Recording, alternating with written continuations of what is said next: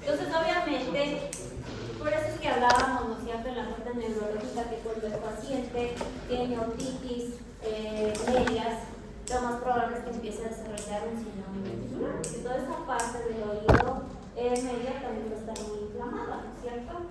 Entonces, muy bien. Entonces, ustedes pueden observar, aquí está la anatomía de la parte del oído, ¿no es cierto? Miren el conducto auditivo, ¿sí?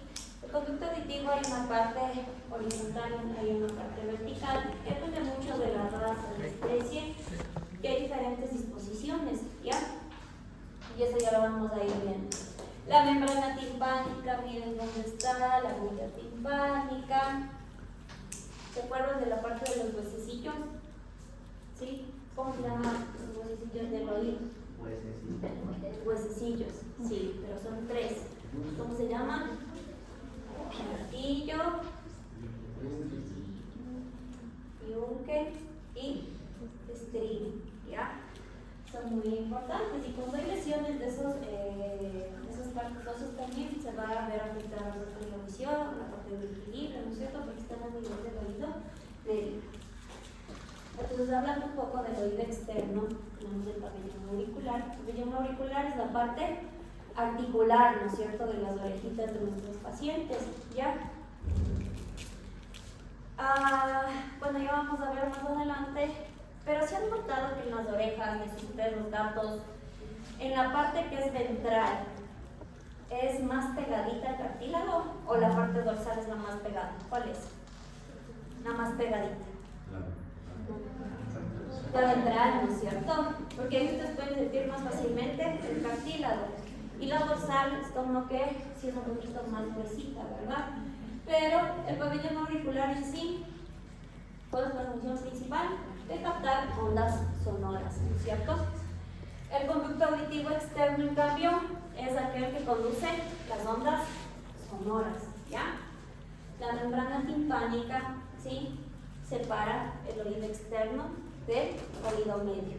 Y es aquel que vibra en respuesta a las ondas sonoras, ¿sí? ¿Ustedes ya han visto cómo es el tímpano? ¿Sí han visto? No, ya van a ver. Entonces, hablando del pabellón auricular, hay ciertas disposiciones, como yo les decía, de acuerdo a la especie, de acuerdo a la raza. Y hay, por ejemplo, ¿esta raza cuál es? El base, ¿no es cierto? Este tiene las orejas pendulantes, ¿no es cierto? Entonces, si hablamos de la parte del pabellón auricular, sabiendo que hay una parte vertical y otra horizontal, ¿creen que la parte vertical va a estar muy marcada? No, porque está todo caído, ¿no es cierto? Si ustedes ven que tienen todas estas orejas así caídas, ¿qué predisposición tienen estos pacientes? A generar otitis, la patología más común, ¿no es cierto? ¿Pero por qué? ¿Cuáles son los factores asociados a que genere otitis este paciente? Contacto al piso, las orejas muy grandes. Uno, como está todo cerrado, ¿hay paso de aire? No, no hay ventilación. ¿Qué más puede ser? Si está todo el tiempo pegadito aquí. Va a haber humedad también, ¿no es cierto? ¿Ya? Y va a haber una sobreproducción de serotonina también. Entonces son tres factores importantes que van a ayudar a que se genere una otitis en el paciente. Hay animales que tienen las orejas erguidas, como los pastores alemanes. ¿Qué otra raza han visto que tienen las orejas así? Doberman, muy bien, ¿cuál más? Grandonés, los chihuahuas, los pomerania también, muy bien, ¿sí? Y hay otras razas, como los bulldog, que tienen cerradas. O sea, si ustedes ven, son cortitas, pero la parte más distal siempre están caíditas. Y adicional, tienen estenosis del conducto. Siempre son más estrechas de los bulldog. Y más que todo del bulldog inglés. No y no. Ya. Entonces, ¿qué se le lleva más? No importa. ¿Qué patología es recurrente en esta estructura? Como habíamos dicho, el otro hematoma. También, ¿por qué creen que es recurrente que, por ejemplo, en estos pacientes, de los tres, ¿cuál va a ser más predisponente que tenga otro hematoma? ¿Ah? Sí, ¿no es cierto? ¿Por qué? Porque se satura y se Exactamente, muy bien. Y bueno, obviamente vamos a encontrar patologías en él, ¿no es cierto? Porque vamos a tener mayor predisposición sin quizás tener una otitis. Puede ser que sean ellos por el trauma que puede ejercer en el momento que están caminando, ¿ya? Muy bien. ¿Y dónde creen que se va a generar el otomatoma? ¿En la parte ventral o en la parte dorsal? En la parte ventral es donde más ven. ¿Por qué creen? ¿Dónde está más vascularizada? En la parte ventral, ahí es donde hay más vascularización, ¿ya? Muy bien. Perfecto.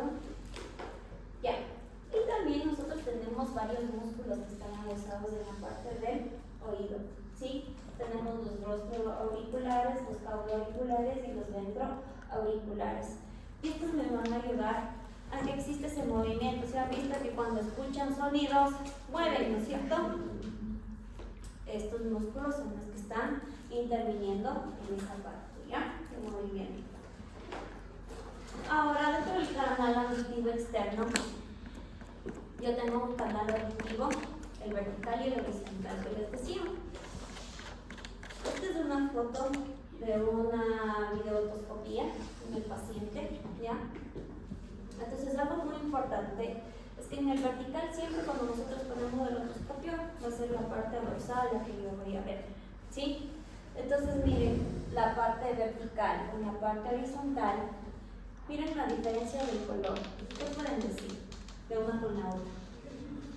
¿Cómo ven el color? ¿Cuál está más rosadita? ¿La horizontal o la vertical? ¿Seguros?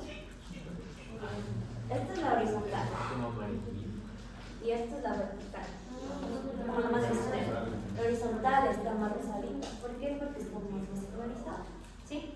En gatos, por lo general, no vamos a ver tanto este cambio porque los gatitos o tienen vasos sanguíneos muy estrechitos que no va a ser tan fácil que podamos ver este cambio de coloración, ¿ya? Y no va a estar tan vascularizada como en el perro, ¿ya?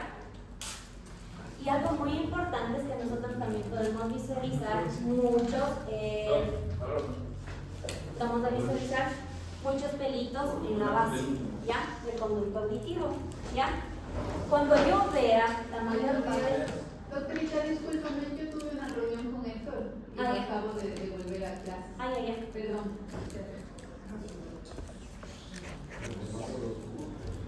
Entonces, cuando yo veo muchos pelitos a nivel distal en la base, quiere decir que yo me estoy acercando a la parte del tímpano, ¿sí? ¿Han visto que hay razas que tienen mayor predisposición a tener muchos pelos en el canal auditivo? ¿Cuáles creen? ¿Qué razas? Los Shih Tzu, los French, muy bien. El Schnauzer también tiene un montón. ¿Y cuáles creen que tienen menos? Los chihuahuas. Los chihuahuas, ¿sí? ¿Cuál más? Pero los bulldogs no tienen tanto, pero el problema es que tienen el conducto muy estenosado y aún así tienen mucha predisposición a generar otitis, ¿ya?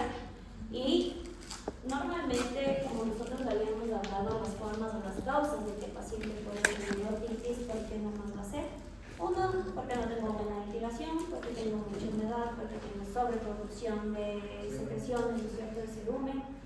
Y la otra también es porque el conducto puede estar muy estenosado, ¿ya? Muy bien. Entonces, miren este canal auditivo, es de un caniche, miren todos los pelos que están ahí. Obviamente este perrito va a ser más sensible a que pueda generar otitis recurrentes, ¿no es cierto? Entonces, en este caso, se recomienda hacer una limpieza, ¿no es cierto?, de manera preventiva y tratar de eliminar todos sus pelitos para que puedan tener una mejor...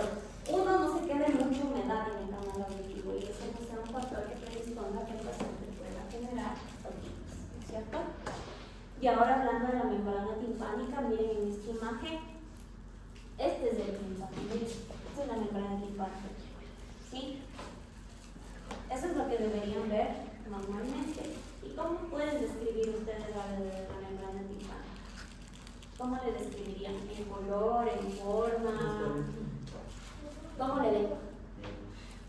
¿Negra? ¿Blanca? Esta es. No es. Esta. ¿Qué le ve? ¿Está vascularizada? No es cierto, es solo una membrana, ¿no es cierto? ¿Ya?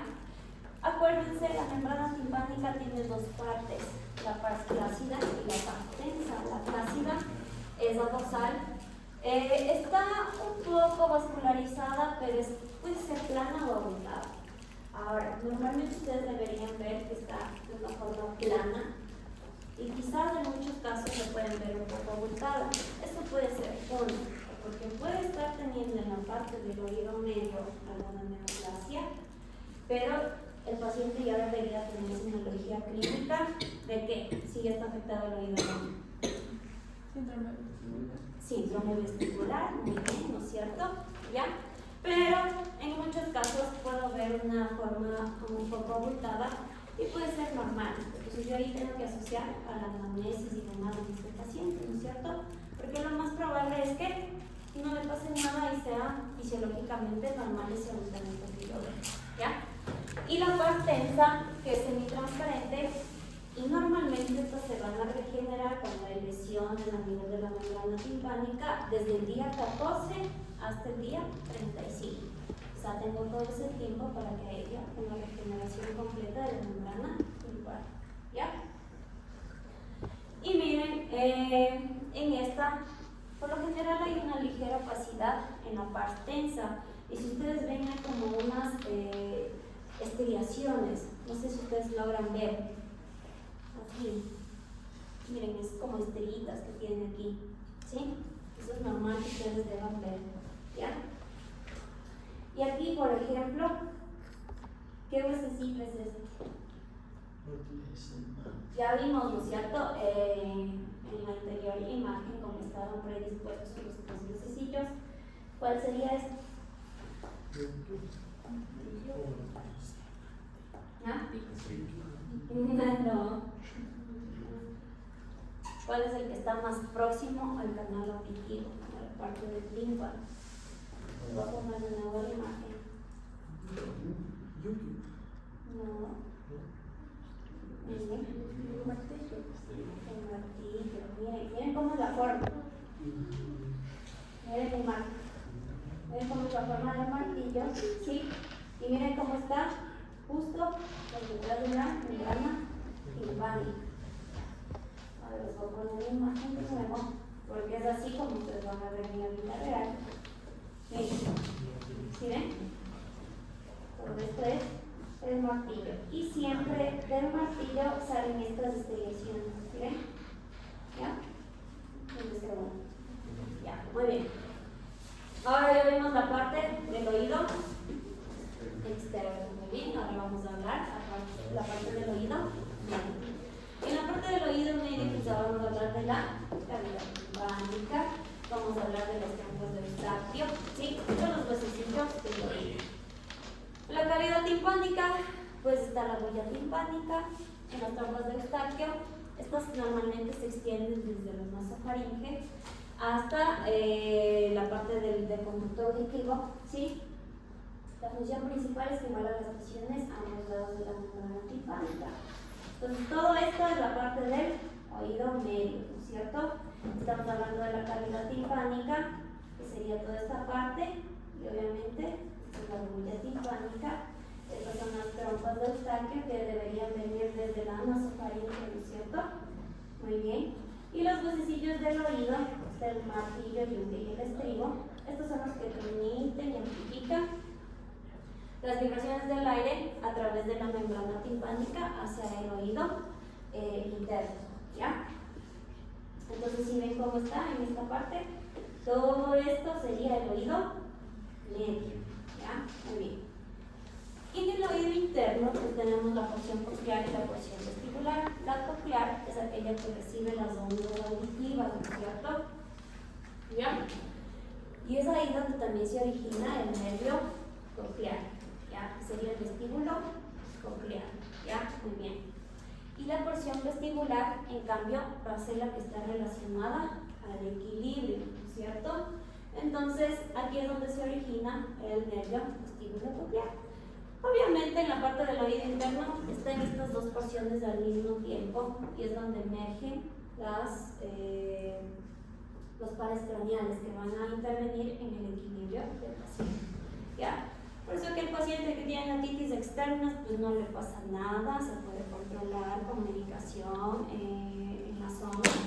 Pero si yo ya tengo un paciente con síndrome vestibular, la medicación va a ser mucho más extensa y mucho más estricta. ¿Qué creen que deberíamos mandar en ese paciente? Que ya tenga una otitis media y que presente síndrome vestibular. ¿Qué tengo que mandar? ¿Qué creen? Es lo principal que debería mandar. Y a dosis altas. Sí, ¿qué tipo? ¿Qué mandaría? ¿Cómo le tratas a la paciente que tiene otitis media? Que ya tiene síndrome vestibular. No, porque los AINES no te van a ayudar en cierto modo a desinflamar muy rápido. ¿Qué necesitan ahí?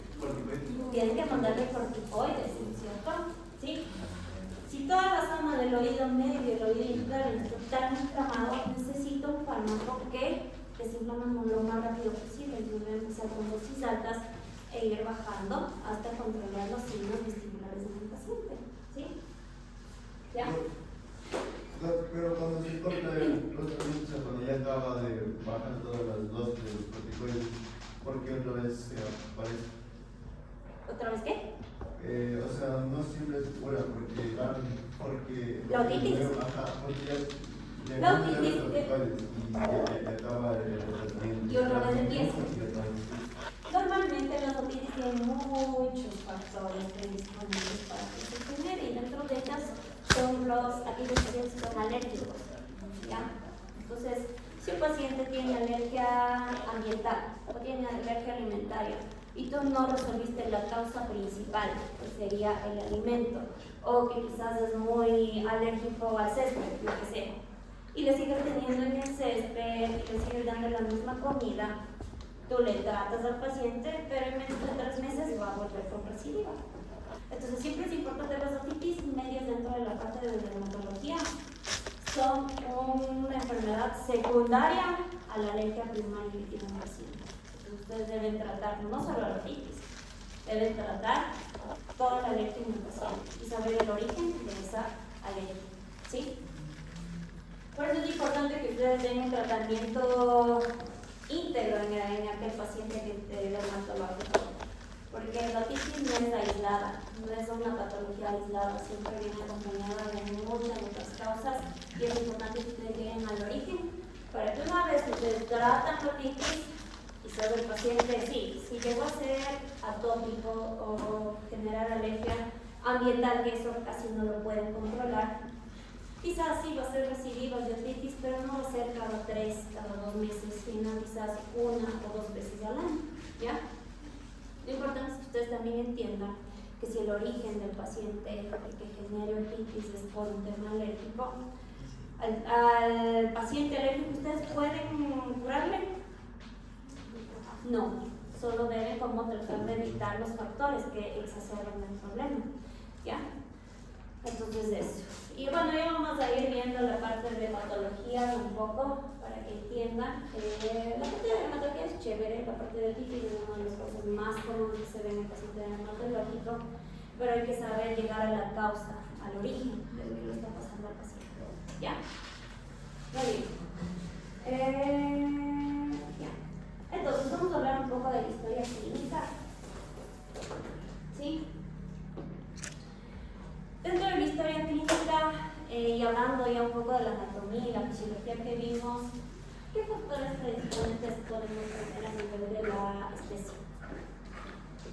¿Qué creen? ¿Qué especie puede ser más predisponente a generar patologías a nivel de especies primero? Vamos por las especies. Caninos es lo más común. Gatos, no mucho, pero pueden. ¿Y cuál creen que sería el origen en gatos de la otitis que se puede dar? ¿Qué creen? Que bueno, la mayoría de gatos tienen un pabellón auricular amplio, no tienen esternozado, tienen buena ventilación, por así decirlo, ¿no es cierto? Aparte, la especie se acicala bastante bien, ¿no es cierto? Pero ¿en qué casos podrían ustedes encontrar un gato con otitis? ¿En qué casos creen? Ectoparásito. ¿Sí? Muy bien. Y bueno, ¿cuál es el objetivo de la historia clínica? Uno, evaluar la capacidad auditiva que va a tener el paciente y también la función vestibular. O sea, son las dos cosas. ¿Cómo puedo yo valorar la audición en el paciente? ¿Qué haría dentro de la consulta? Ruidos fuertes, ¿no es cierto? Saber si regresa hacia esa zona donde está escuchando los fuertes. Muy bien. Tengo que hacerle de un lado y del otro para saber qué tan bien está teniendo esta audición. Y la funcionalidad vestibular, ¿cómo ven? ¿Ah? La marcha. En la marcha, ¿sí? Exacto, haciendo, podemos hacer todas las pruebas que vimos a nivel neurológico también para ver la propriocepción, ¿no es cierto? Que te ayuda también a ver una parte del equilibrio y la orientación que tiene el paciente dentro del entorno. Entonces, eso también les podría servir, ¿ya? Entonces, si yo digo que el paciente tiene normoacusia, ¿qué quiere decir? Escucha bien, ¿no es cierto? Si digo que el paciente tiene hipoacusia, está un poco disminuida. Pero si el paciente digo que tiene anacusia, no escucha, ¿cierto? Hay muchos pacientes que pueden tener anacusia de manera genética.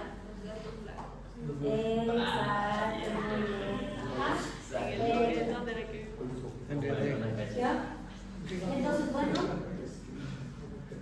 los pacientes que tienen el manto blanco, por lo general, y los otros puntos tienen alta predisposición genéticamente, no están gordos, ¿ya?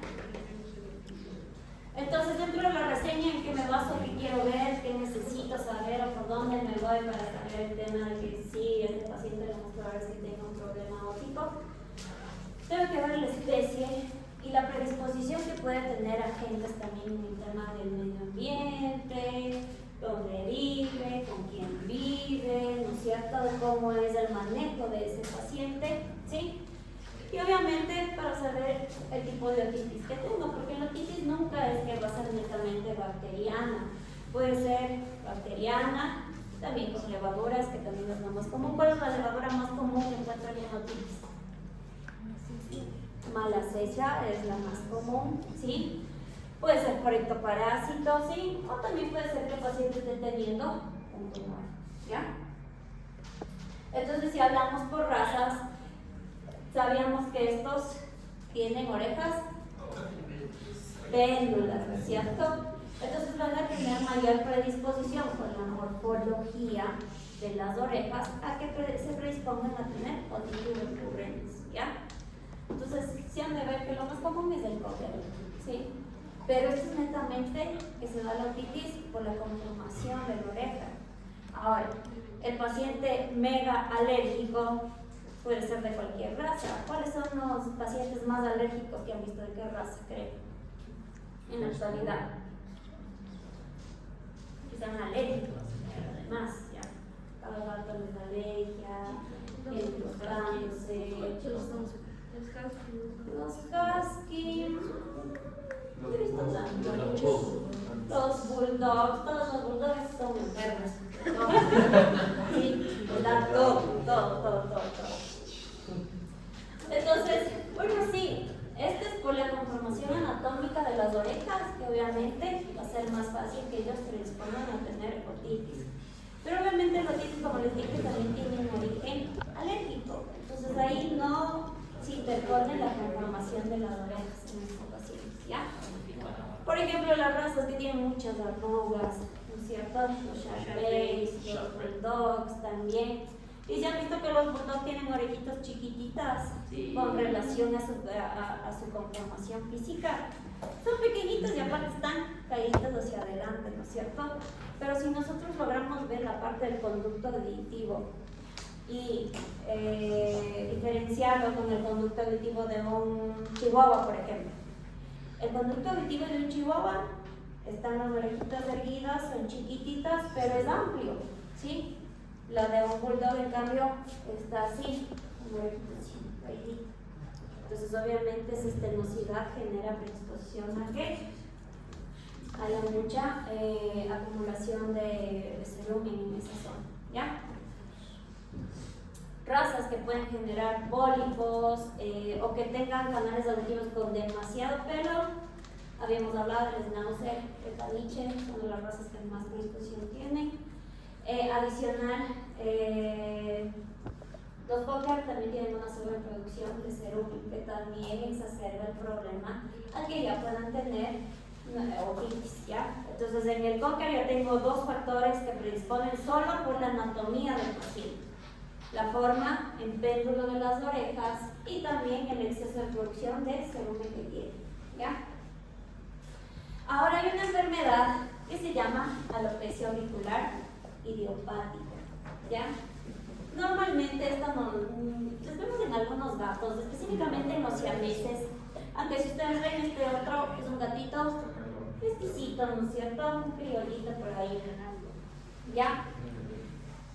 Y es normal, o sea, de manera natural que empiecen a tener los siameses esta alopecia, pero es bilateral, es de la misma forma en los dos lados, ¿ya? Pero hay otras patologías que pueden generar este signo, ¿sí? Entonces ahí yo tengo que descartar uno, que no sean dermatocitos, ¿sí? Otro que no sea por causas metabólicas como el hipotiroidismo, ¿sí? Principalmente, pero si yo veo un siamés que se le empezó a caer el pelito de manera bilateral, simétrica, y veo que no le pica, veo que la piel está aumentada, que no tiene costras ni nada, puede ser una alopecia idiopática nada más. Y ya se queda así. Ya se queda el calvito de los lados. ¿Ya? Muy bien. Y bueno, hablando de la edad, acuérdense que cachorritos, si yo encuentro que tienen afectaciones a nivel auricular, va a ser porque tienen más infestaciones por ectoparásitos, ¿sí? Y uno de los más comunes es el otodetes, ¿sí? Ajá, es el más común en gatos, ¿ya? Y normalmente algo muy particular es que el otodetes genera un cerumen de color marrón, ¿sí? Es un marrón muy oscuro. Entonces ustedes toman una muestra, pueden hacer la citología si quieren o ver directamente y van a encontrar ahí los otodetes que se están moviendo, ¿ya?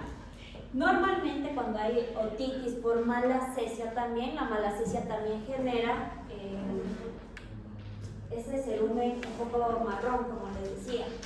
Pero ahí, ¿qué me va a ayudar a diferenciar? Sería raro que un cachorro de 2 meses que tiene cerumen muy marrón sea porque tiene una otitis por levaduras. Sería muy raro. Lo más probable me tengo que ir a 2 ectoparásitos, ¿ya? Recordar que los cachorritos una vez que nacen, reciben la audición en ellos va a estar un poco más desarrollada a las 3 semanas.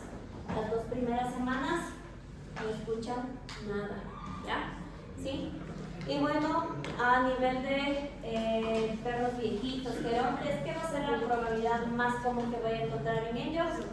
Formación de neoplasias, o sea, lo más común. Si hemos visto ahorita en todos los sistemas que hemos ido valorando, todo paciente viejo, tumores. Ya, en cualquier lado, pero genera tumores, ¿cierto? Muy bien. Y también es importante hablar del manto, porque si yo tengo pacientes que tienen un manto blanco, ¿no es cierto? ¿Sí? No tienen mucha melanina en su manto, ¿qué va a pasar? Van a ser más susceptibles a los rayos UV, ¿no es cierto? Tanto como nosotros nos dicen, ¿no es cierto? Que tenemos que ponernos bloqueadores, que no nos va a dar cáncer de piel. Lo mismo les pasa a ellos. Entonces, una de las patologías más comunes es el carcinoma de células escamosas, que normalmente les da gatitos y es en la zona del rostro, específicamente en el pabellón auricular, en la parte nasal, es donde más vamos a ver las lesiones del sensor de crecimiento, ¿sí? Entonces, miren, les puse, estos dos gatitos tienen carcinoma, ¿sí? Normalmente el carcinoma sí ataca a nivel del pabellón auricular, pero también ataca a nivel de la nariz. ¿Se han visto los pacientes que están así, toda esta parte comida ulcerada? También tienen carcinoma, ¿ya? Entonces estos por lo general necesitan quimioterapia, ¿sí?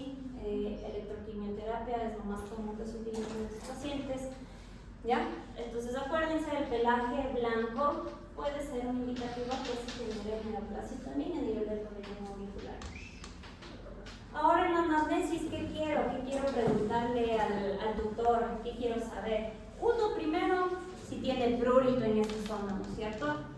Porque si se está rascando mucho, ¿qué me indica? O que puede tener ectoparásitos y ahí puedo asociarlo a la edad del paciente, ¿no es cierto? Un gatito de 2 meses que se rasca mucho a nivel de la parte auricular, ¿qué va a pasar? ¿Qué voy a pensar? ¿Cuáles son mis diferenciales? Tiene ectoparásitos, ¿no es cierto? ¿Ya? Si veo que mi paciente, yo que sé, es náusea de 5 años, se está rascando constantemente, ¿qué voy a pensar que tiene? Levaduras. Puede ser por levaduras permanentes porque tiene una otitis crónica, puede ser de origen alimentario, medioambiental. Exactamente, es otro factor predisponente al mismo tiempo. Entonces, eso es lo que yo necesito que ustedes vayan asociando, ¿ya? Todos estos factores que vamos viendo y lo vayan asociando.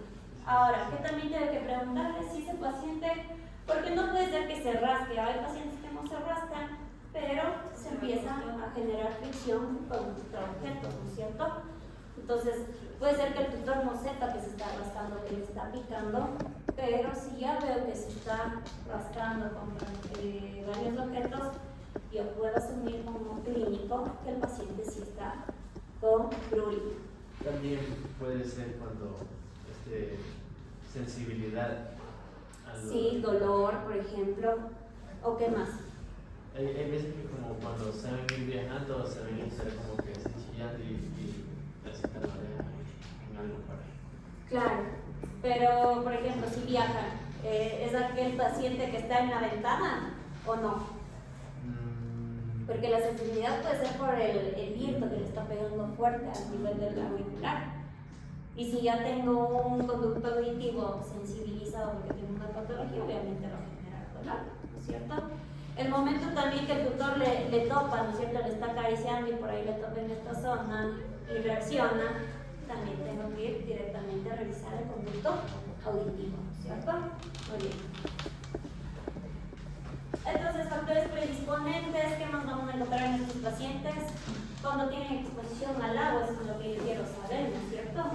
Entonces, ¿qué le preguntaría yo al tutor? Tal vez le bañó. Si le bañaron, exacto. Porque muchas veces les dicen, sí, le bañé hace una semana.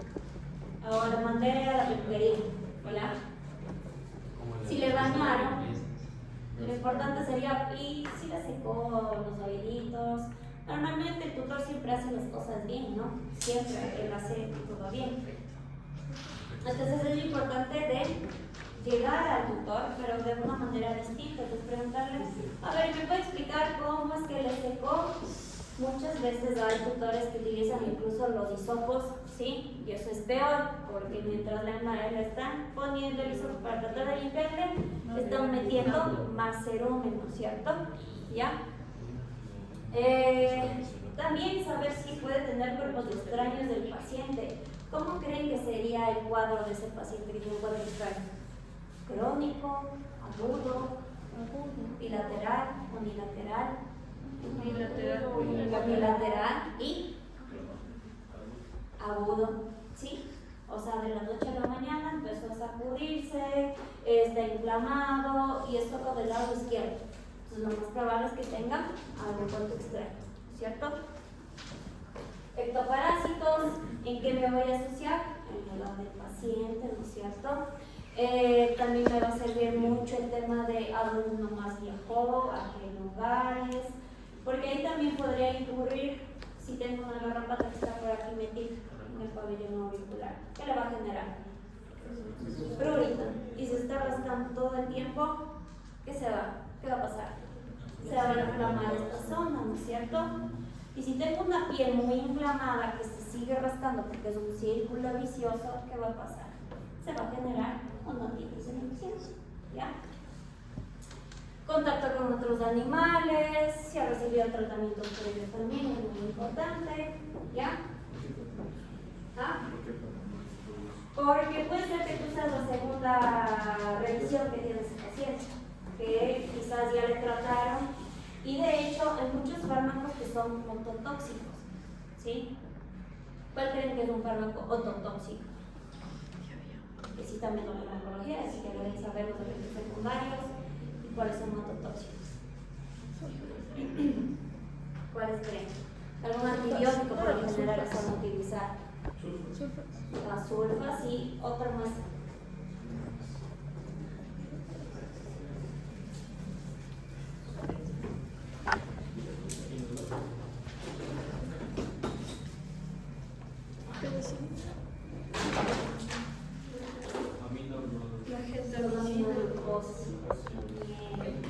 Y dentro de ellos, ¿cuáles son los que se utilizan mucho? La gentamicina, exactamente. Muy bien. Entonces la genta puede generarme, y de hecho hay incluso algunas gotitas, utilizan unas que son como gotas oftálmicas que a veces les ponen en el oído, pero sabemos que sí me puede servir la genta en el ojo, pero no me va a servir en el oído. Y pónganse que ese paciente estuvo con un tratamiento de 2 semanas, de 3 semanas, echándole ahí las gotas. ¿Ah? La tobra también, sí, la genta también hay, para los ojos, hay varios. Pero por eso es importante leer y revisar si ese producto yo puedo utilizarle a nivel óptico, solo a nivel, porque si hay unos productos que se utilizan en los dos. Puede ser oftálmico, puede ser óptico también, pero hay otros que obviamente son netamente para cada, ya sea ojo, ya sea oído, ¿sí? Entonces eso es muy importante, leer los insertos de cada medicamento, ¿ya? Muy bien, entonces algo importante, acuérdense que cuando son otitis alérgicas, ¿qué va a pasar? Aquí sí es muy difícil saber que es alérgica al 100% porque no tenemos estaciones, ¿no es cierto? Pero, por ejemplo, en Estados Unidos o en Argentina, en los lugares donde sí hay las 4 estaciones, vamos a ver que en primavera es donde va a ser una de las opciones donde más otitis alérgicas vamos a ver en el paciente. O sea, el paciente dermatológico se reactiva. Aparte que se rasca porque tiene otitis, se va a rascar todo el cuerpo, ¿no es cierto? Porque es una alergia primaria la que estoy teniendo. ¿Y por qué creen que en primavera es donde más va a recurrir esto? El polen. Muy bien, ¿sí? Y como hablábamos, cuando es por cuerpo extraño, va a ser de manera aguda y unilateral la forma clínica en la que va a aparecer la simbología, ¿sí? Y bueno, también es importante valorar subjetivamente la audición en esos pacientes, ¿no? Habíamos hablado que pueden ser ruidos fuertes para ver si reacciona o no reacciona el paciente, ¿ya? Mira, por ejemplo, este paciente tiene abundante pelo en el conducto auditivo. Miren, es un montón. Aparte, todo ese pelo que está en el conducto auditivo está lleno de cerumen, ¿no es cierto? ¿Sí? ¿Y cómo pueden describir la parte de la piel? ¿Cómo está? Ya, es la piel enrojecida. ¿Qué término tiene que utilizó? Eritema. La piel está eritematosa, ¿no es cierto? Miren, por ejemplo, este es una videoendoscopía de un paciente. ¿Qué pueden ver ahí? Antes de ponerles el video. Levaduras. Las levaduras ves en la citología. Cerumen,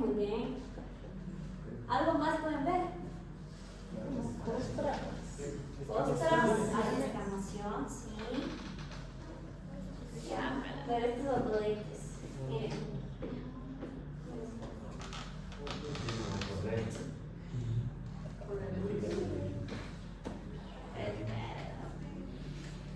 Esperen, es que ponemos la.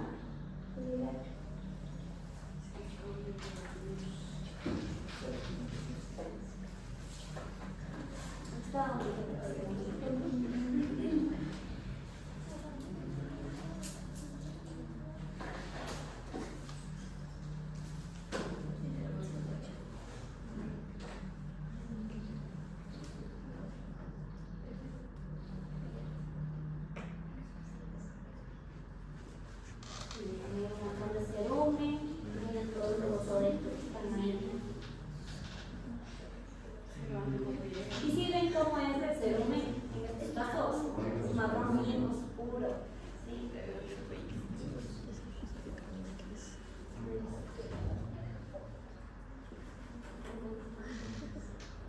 Esto por lo general genera muchas costras, entonces es muy característico con los colegas.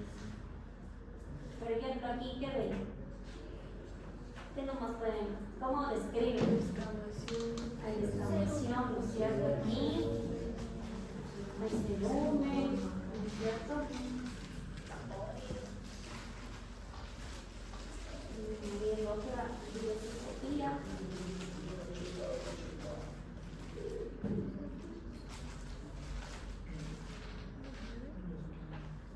Y hay un montón, miren, es impresionante. Ajá.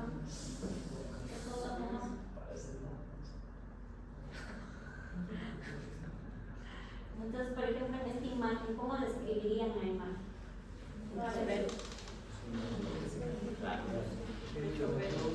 Es dermatoso, muy bien. Hay descamación, muy bien. ¿Sí? Entonces ahí el tema del problema auricular. Miren este. Raza de perro. Bulldog. Bulldog. Sí.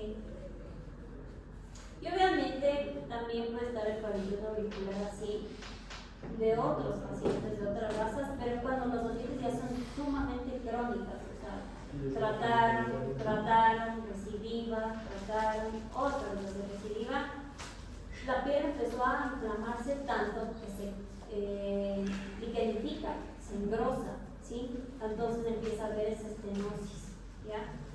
¿Cuál paciente con enfermedad metabólica puede generar otitis recurrente?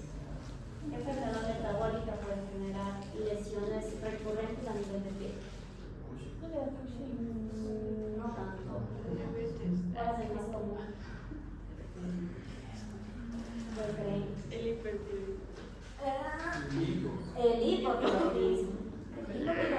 Todo paciente hipotiroide, por eso es que dentro de los signos clásicos de un paciente hipotiroide está la cola delgada, ¿no es cierto?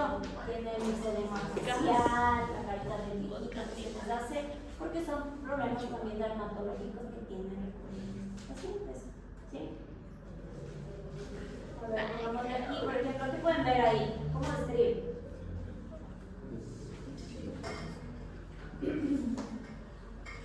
¿Cómo escriben esa imagen? ¿Qué ven?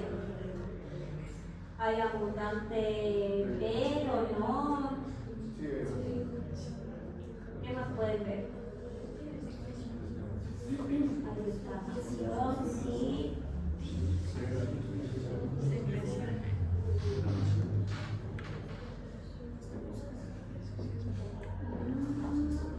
¿Qué ven ahí? ¿Ah? ¿Se puede dar un número? Posiblemente. ¿Pero qué más ven ahí? ¿Qué le diagnostican al paciente viendo esto? Exacto. O sea, ¿ustedes han visto la videotoscopía? ¿Qué van a decir? Que el paciente tiene una neoplasia.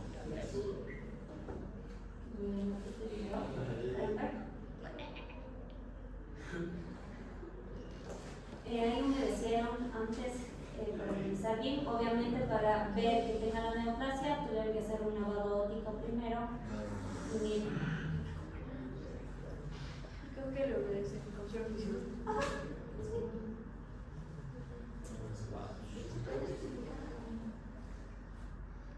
No, ¿y se puede estirpar los brazos que están ahí? Sí puedo hacerlo.